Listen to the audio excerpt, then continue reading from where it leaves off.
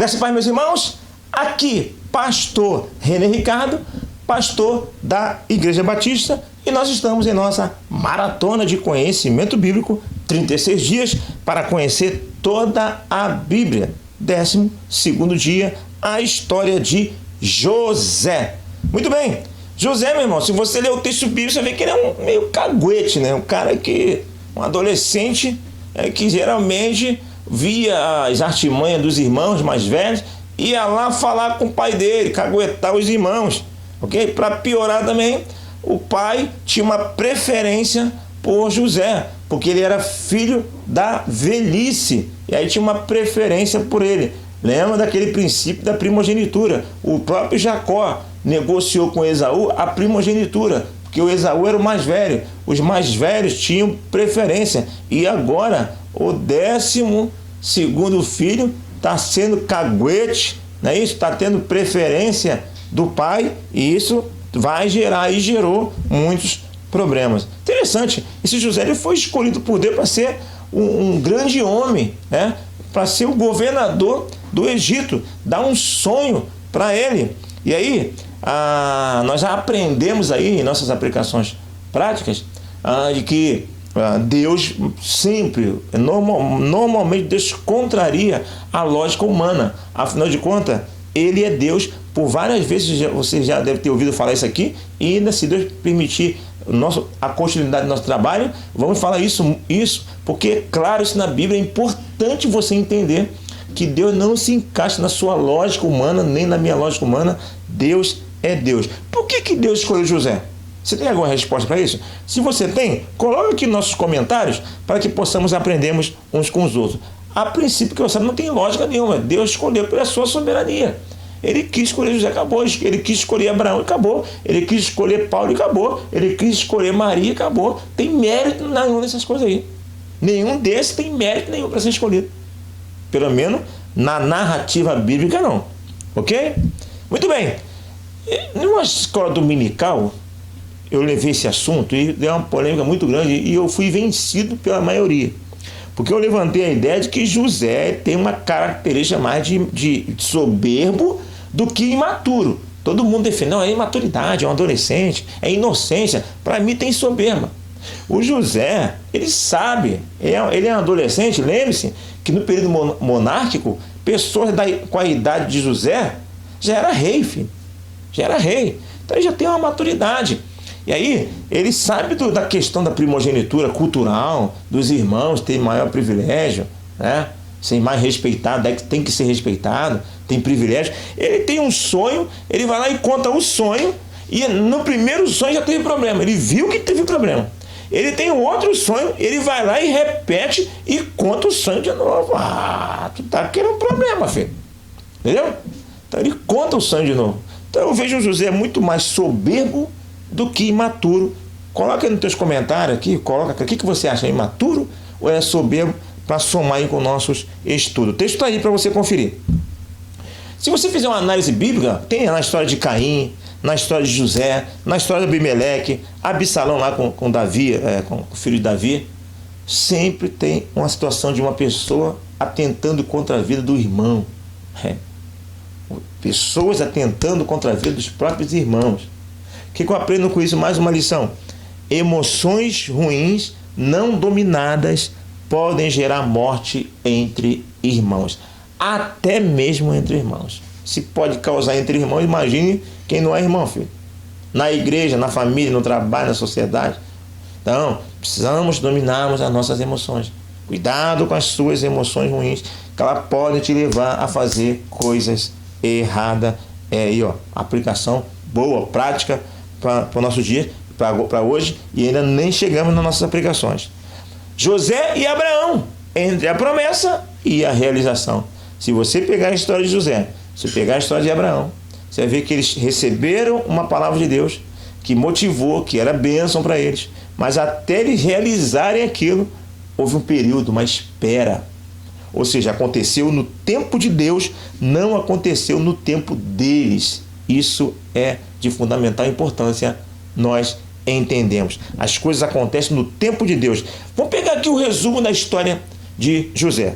Então ele já tinha aquele sonho, caguete, os irmãos estavam com raiva dele, com inveja, querendo matar, e ele chega lá procurar os irmãos, amando do pai. Vai lá ver como é que estão seus irmãos no campo. Ah, tá vindo o sonhador lá, né? Vamos ver o sonho dele agora. Isso é muito interessante, essa parte. Pá, pega ele e joga no poço, para que ele venha morrer. Ok? E aí, de repente, eles mudam de ideia. Eles tiram José do poço, à venda, e vende para os ismaelitas. Os ismaelitas são aqueles descendentes de Ismael, lá da história de Abraão e Sara e Agar. Ok? O Ismael, descendente de Ismaelita. Os ismaelitas, vai lá e pega, vende para os ismaelitas. Ok? Aí depois ele é revendido. Chega lá no Egito, os ismaelitas vendem ele para Potifar, que leva ele para a casa dele, e José passa a ser tipo um mordomo da casa de Potifar. Olha só, depois da promessa de criar uma expectativa, olha o que está acontecendo na vida de José. Ok? Continuando a história dele, resumida. E aí então, um tempo lá morando, a esposa de Potifar começa a interessar por José, e aí tenta seduzir, já uma conversa fiada para ele, e não aceita. E ela tenta agarrar, ele sai correndo, e ela grita, começa a inventar que ele que estava tentando agarrar ela. E José então é jogado na prisão. Olha a cabeça de um homem que recebeu uma promessa do pai. Abraão, a primeira coisa que ele encontrou foi o que eu falei no estudo de Abraão? Medo, fome. Entendeu? E aí, está lá na prisão, sofrendo, né? Perdendo a liberdade. Só que lá na prisão ele vai ter uma experiência interessante com os presos lá que vão sonhar, né? Sonhar um sonho estranho. 2 presos. E eles estão meio assim, sabe? O que está acontecendo? Estão meio inquietos. Nós tivemos um sonho. Conta-me o sonho. Assim, assim, assado. A revelação é a seguinte: você vai voltar a trabalhar por rei. E eu? Pois felizmente, cara, você vai morrer. O rei vai mandar te matar. Ok? E aí então acontece exatamente isso. Quando o que foi restituído ao serviço do rei foi tirado, não esquece de mim não, cara. Poxa, não, tranquilo. Eu fico imaginando um diálogo, né? Tranquilo, não, cara, fico tranquilo, vou chegar lá e vou falar com você. Pode ficar tranquilo que isso vai ser resolvido. Eu vou interceder lá junto ao rei.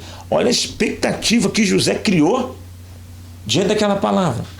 Mas a história vai dizer, se você ler o texto bíblico, vai dizer o seguinte: 2 anos depois, o rei vai ter o sonho. Ele vai chamar os magos, os adivinhos, e ninguém vai conseguir interpretar o sonho do rei. O rei vai ficar meio irado. Aí que o cara, rapaz, rei, agora que eu estou lembrado, só estou aqui agora trabalhando para o Senhor, por causa que lá na prisão tinha um homem lá, tal de José, papai, chama o cara aqui. Chama lá, e o José vai interpretar os sonhos. 7 anos de abundância vem aí, e 7 anos de dor, de fome. Entendeu? E aí ele vai depois sugerir ao rei que ele escolha alguém sábio, alguém importante para colocar, para administrar aquele negócio. Eu reclamo, não tem outra pessoa que não você, né, cara? O cara acabou de revelar o sonho para mim. E aí José então é colocado como governador. Depois do rei Faraó, o mandante lá, a maior autoridade era José. Todo mundo vem comprar comida no Egito. E quem vem? Os irmãos José, que falam: Rodá, tu vai ser o governador? Ou melhor, tu vai ser o maioral entre nós? Então vamos ver, joga no povo. Aí, ó. A profecia se cumprindo. E no final da história, o José vai se revelar a eles e vai perdoar a cada um deles. Vai arrumar um jeito de trazer a família para o Egito. Não é isso? E aí vai separar uma terra chamada de Gósen, uma terra fértil, para que o povo esteja no Egito, mas separado ali, morando no Egito, mas com a sua própria terra, ter o seu próprio povo, o seu próprio espaço. Meus irmãos, o que nós podemos aprender com essa história resumida de José do Egito? Vejamos: soberba ou imaturidade, comportamentos que podem gerar maldade. Para mim, é soberba, ok? E se você acha que é imaturidade, tanto a soberba quanto a imaturidade podem gerar maldade. Precisamos trabalhar para que nossos atos não sejam atos imaturos. E pior do que atos imaturos, atos de soberba. Tudo isso é problema na nossa vida, que possamos aprender com a amarga experiência que José passou e que nós viemos aprender e não errar como ele errou de uma maneira ou de outra. 2. Do homem são as preparações do coração, mas do Senhor a resposta da boca, diz Provérbios capítulo 16, versículo 1. Ah, José, tá vendo? Estou conjecturando. Ah lá, tá vindo lá o sonhador. Tem um pouco que é verdade, tá lá no texto. Outro eu estou conjecturando, estou ampliando a ideia. Ah, vai ser o maioral, né? Tá vindo lá, vai ser o maioral, o sonhador. Pega ele, aqui, ó o maioral aqui, ó, mata esse cara agora, joga no poço. Né? Depois, faz José de ping-pong, vende pros ismaelitas. Eu fico só imaginando. Deus, ó. Vai lá, filho. Pega José lá, isso, vai, pega José, isso. Avacalha com José, zomba de José, agora joga ele no poço, isso, brinca com ele, senta para comer, vai, isso. Pega ele lá e joga, e vende pros ismaelitas. Deus comandando tudo, meu irmão. Até os atos de maldade, Deus está por trás, comandando tudo. Qualquer coisa vai dar, no final, aquilo que Deus quer que dê. Filho, do homem são as preparações. Então, a sua ansiedade, a minha ansiedade, tem que estar em Deus. Para com esse negócio de ficar depositando a tua ansiedade no homem. Claro que Deus vai usar homem, vai usar pessoas, vai usar situações. Busque ajuda em alguém, me parece, mas não esqueça que a tua busca de ajuda é a sua ansiedade para saber se Deus vai usar aquela pessoa. Se Deus vai usar fulano, ciclano. Porque se você buscar uma pessoa, essa pessoa não te ajudar, considere que Deus não está usando ela como ferramenta. Você não tem que estar com raiva da pessoa, não. Você tem que entender que Deus tem o comando da tua vida. Deus vai usar quem Ele quiser. Aqui, já, quem que Deus vai usar? Quem que Deus vai levantar? Será que Deus vai fazer? Será que Deus não vai fazer? Eu estou vendo aqui agora, deu uma viradinha para lá. Está bem escuro aqui, né? Se você conseguindo ver aí, ó. Está escrito aqui, ó. Do homem são as preparações do coração, mas do Senhor a resposta da boca. Eu acho que esse tubo aqui da televisão, ele está começando a querer aposentar, começando a brigar da entrada no INSS para se aposentar de vez em quando e dar essa apagada. Aqui na minha frente tá tranquilo aqui na minha frente. No meu notebook está aqui na minha frente. Aqui está meio apagadinho. Mas então, de vez em quando não vai aparecer. Se eu perceber, eu vou ler para você. Muito bem. Então, filho, comigo, com José, comigo, com você, no final dá o projeto de Deus. Deposite a tua ansiedade em Deus. É a segunda aplicação. A segunda não, deve estar para as quarta ou quinta, né? Que eu já fiz aplicações antes. Terceiro, depois sentaram-se para comer. Foi o que eu falei agora há pouco. Meu irmão, fizeram um ato daquele de covardia.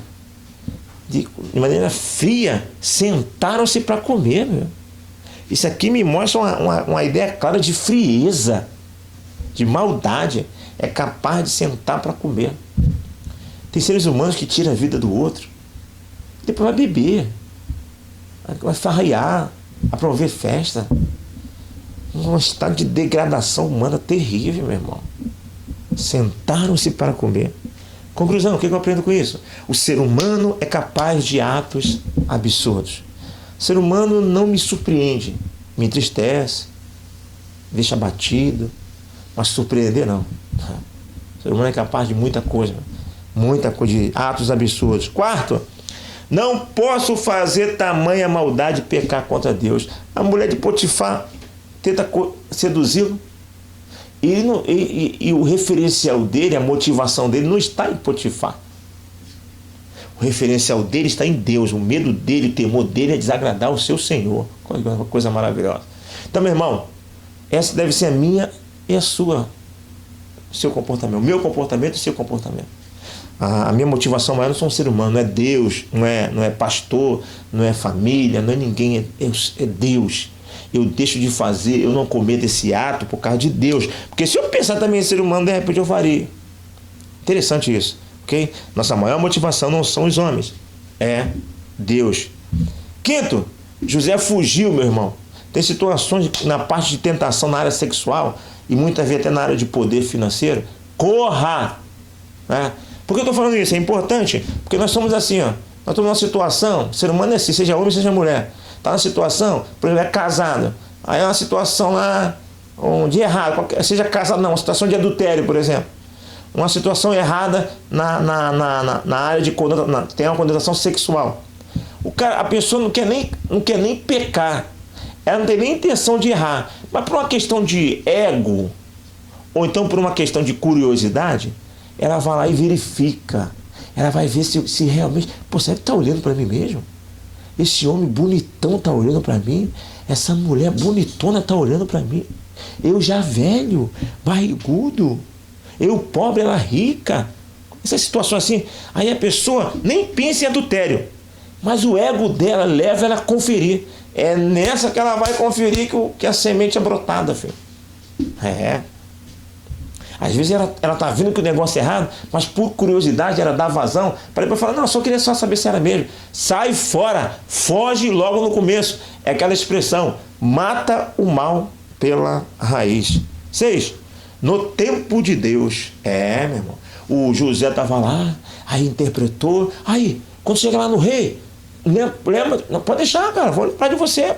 Claro, você interpretou o sonho para mim, é claro que eu vou lembrar de você, fica tranquilo. Vou falar com ele. Agora, aleluia. Amém, agora. Chegou a minha hora, chegou a minha vez, vai ser agora. 2 anos depois. Quanto tempo, meu irmão, você está esperando? Quanto tempo, minha irmã, você está esperando? Vai acontecer no tempo de Deus. E quando acontecer, vai ser glorioso. Permaneça esperando. Aguarde no Senhor. 7. Manassés é o nome de um dos filhos de José. Quando ele teve um filho, ele colocou o nome de Manassés. Por que colocou o nome de Manassés? Porque Manassés significa fazer esquecer.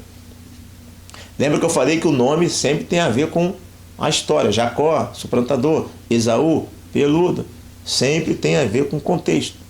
Ok? Benoni, filho da minha dor. Então tem muita... Então, o José entendeu que tudo aquilo que ele passou, Deus fez ele esquecer. Fez ele esquecer como? Fez esquecer com as bênçãos dadas a ele. Fez esquecer como? Tirando o negócio do coração dele.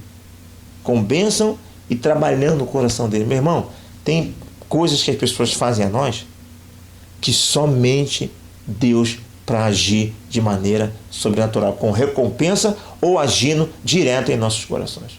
Então, se está passando aquela situação que você, sabe, é difícil, busca Deus.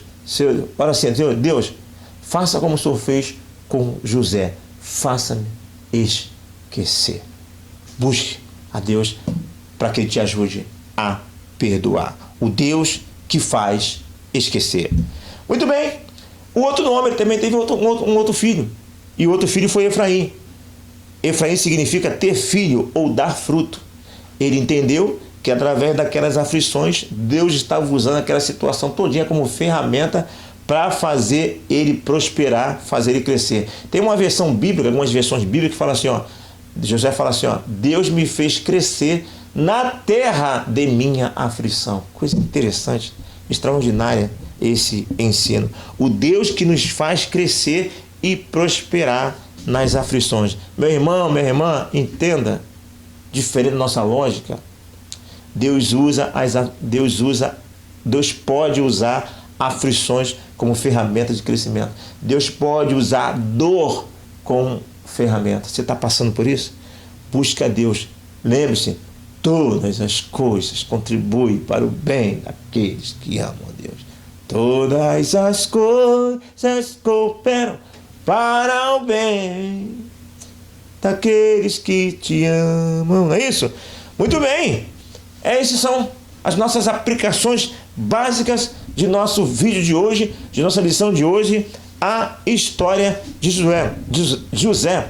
Eu aguardo você no próximo vídeo, onde nós continuaremos a sequência de nossa maratona bíblica, 36 dias para estudar toda a palavra de Deus. Se inscreva em nosso canal, dê o seu like, aperte o sininho de notificação.